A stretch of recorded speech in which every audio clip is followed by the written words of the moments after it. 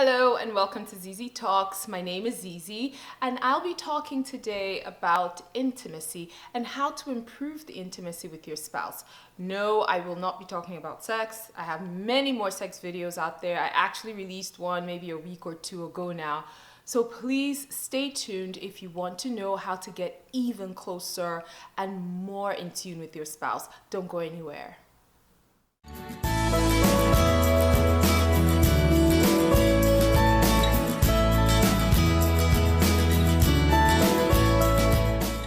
Welcome back, lovelies. So today we're talking about intimacy. I thought I should show people the importance of having a great relationship with their spouses, their husbands or their wives. Now, the biggest myth out there is that men do not care about being intimate with their wives. That is so untrue. I actually have a lot of men in my community because even the men know that it's really important to have a relationship that is fulfilling, and a lot of them these days just want to know how they can make things better, what they can do, how they can become better people to their wives.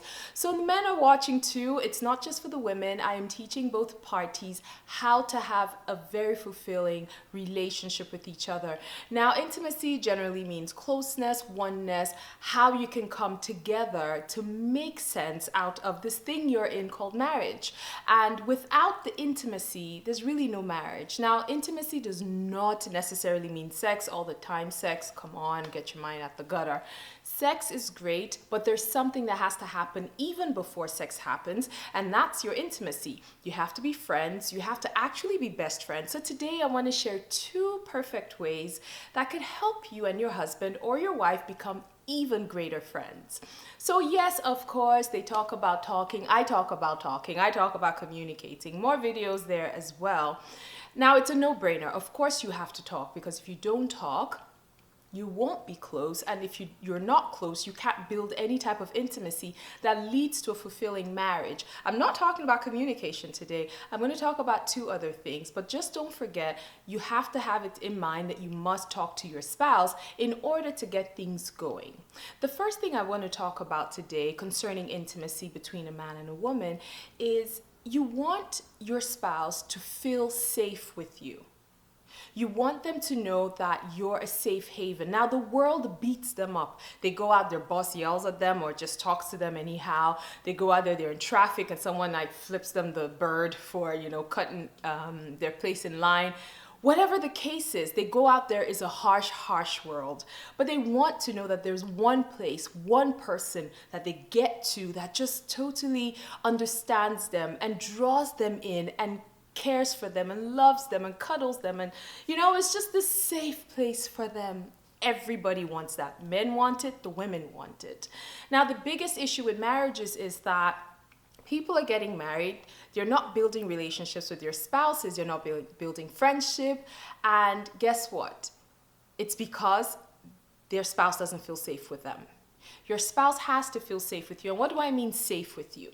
So for instance, when they come to you to tell you about something, you go off on them before they even finish. Oh, please, this thing you're saying doesn't make any sense. Even if they come up with the most preposterous, the stupidest, is that even a word?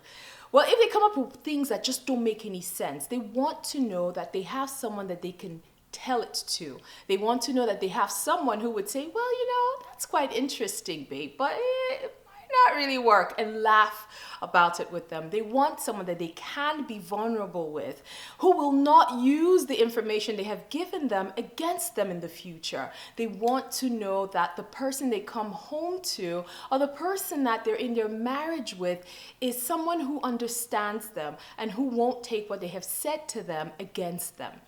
Now, this is a place where personally I had to learn. Now, my husband, he's a ball of ideas. Like, Laddie's pastime, his favorite pastime is coming up with things and helping friends with their businesses and things like that. So because he's a ball of ideas, I get to kind of hear them first. So in the past, when we first got married, maybe 2 years into our marriage, I noticed that, every time he'll come to me and say, hey, look, I thought about this and I thought about that. And before he would even drop it, I would start saying things like, I don't think so. That doesn't sound very smart. It won't work. I would literally poke holes. I will maim. I literally distort, throw away. suplex that idea even before the man has completed what he was saying. Okay, I have repented, but this is what happened. So as the years go by, I notice that my husband's not really telling me anything. I'll find out that he's helped someone with something and they have this blossoming business, or I'll find out that he did this, I found out he did that. And I said to him, babe, I didn't know you were doing that. How come you didn't tell it to me? And I started to feel like, well, you're hiding things from me and this is not how things should be, right? And then he sat me down and he said to me, listen, ZeeZee, I love you a lot, but I do not like the way you talk to me, especially when I bring things to you that you deem unnecessary. And I have to say that, and I have to be honest, that a lot of those ideas, especially the ones I thought were crap, made it to the light of day. And there's so many people out there who were saying, oh, your husband helped with this and that and the other. So you see, I was wrong from the very beginning. So he pretty much laid his feelings out, and I of course had to apologize, and I took it back. And that's one thing that saved my marriage. That's one thing that saved my involvement in this whole building relationship thing. Like, I remember that and I cringe, because I was not a safe place for Laddie. I wasn't a safe place for him to come to and bear his thoughts, you know. And some people even now, they use the things that their spouses say to them against them. So someone said to me, you know, I had mentioned to my wife that when we got married, I was still attracted to someone I had dated a while back, but I confessed it to her because I knew it wasn't right. And I was trying to make things better. And I thought we had that kind of relationship where I could be honest with her. But you'll never believe, till today, she uses it against me. So now I don't feel like I can be honest with her. I'm like, oh no. This is the thing, people. When your spouse comes to you, when they're open, they're honest, you have to pull them in. Let them know you're here for them. You can't just toss them away and say, you're the one who said you were attracted to women. How am I not sure you're cheating on me now? Remember when you were telling me how you were attracted, please, vulnerable, whatever. You were dating someone and you were married to me. No, he wasn't. He said he was attracted to someone and he shared it with you. Why do we do that? Can we just stop it, please? And now this leads me to my second point. You have got to give your spouse the benefit of the doubt if you want to be best friends with them. Why are we so judgmental of our spouses? Why do we just expect the worst of our spouses? You married this person. I mean, that shows you don't really have taste if everything this person does is just bad. You have to believe the best of your spouse, because when you do, it exudes this respect and love and care, and they feel it. It's an unconscious thing, right? If every time they tell you something, you're first to say, that's not true, I don't believe that, and this and that and the other, how exactly are you supposed to build with that kind of relationship? You can't build anything with that person, because in essence, what you're telling them when you don't give them the benefit of the doubt is that you don't trust them and you don't believe them. And what is marriage without trust and belief? What is it? Now, the issue with not giving your spouse the benefit of the doubt is you're also human, just like they are. So if you make mistakes, even if they've said something that you know they shouldn't have said, just say to yourself, okay, I know I heard different than what I heard. Let me just give him a chance, or give her a chance to just get through with what she's saying before I crucify her. I mean, she ain't crucifying her or him in the first place. The thing is, you have to give them a chance to explain what they're saying, because a lot of times we jump down people's throats when they haven't even completed what they were saying in the first place. How can you build a friendship with this person? How can you build a healthy marriage with this kind of spouse? Trust me, folks, you want to at least let your spouse know that you want to hear them out and you want to believe the best of them. I mean, it's different if, of course, every single time they say something, it's wrong or it's the lie. I mean, then you have like issues you need to really sort out.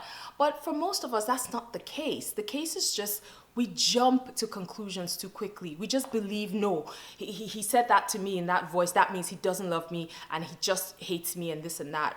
What? When did he say that? All he was trying to say was he did not appreciate the way that you talked to him when there were people in the house or whatever it was. Try and listen to the heart of the message. Stop throwing your spouse under the bus just because, right? You have to learn how to first believe the best of your spouse, talk through them with it, and whatever the issue is, then the both of you can then sort it out. So there you have it. These are the two things that I think any marriage that wants to be blissful and just flowing in love and just close, where the man and the wife are close. They're like the buds, you know, just there for each other. These are the kinds of things that they should do. I mean, these are just 2 ways. Of course, this is not an exhaustive list, because if I exhaust the list, you would be watching me for an hour. And I don't think anybody wants to watch me for a whole hour, you know?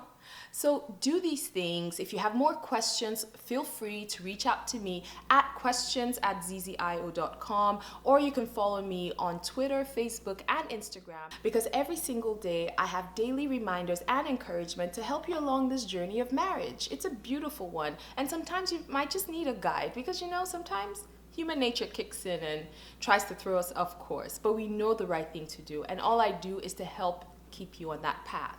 So if something you've heard in this video today resonated with you, please like below, and don't forget to share it with your friends. You know a friend who just eats her husband up, or a man who just knocks his wife down. Share it with them. Tell them that, you know, these things don't necessarily work. If you have more questions, or if you say, oh, ZeeZee, I'm past that stage, I can't even be friends with this guy or this girl anymore, I'm totally done, it's okay, send me an email and I'll be sure to help you along your way.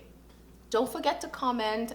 Don't be shy. I don't bite. Comment and let me know what you thought about this video. Do you have any other things you would like for me to cover? Feel free to send me an email or comment below this video, and I will surely turn out a video for it. Again, for your time. I am still on this journey to help you keep your relationship together. My name is ZeeZee. Have a glorious day.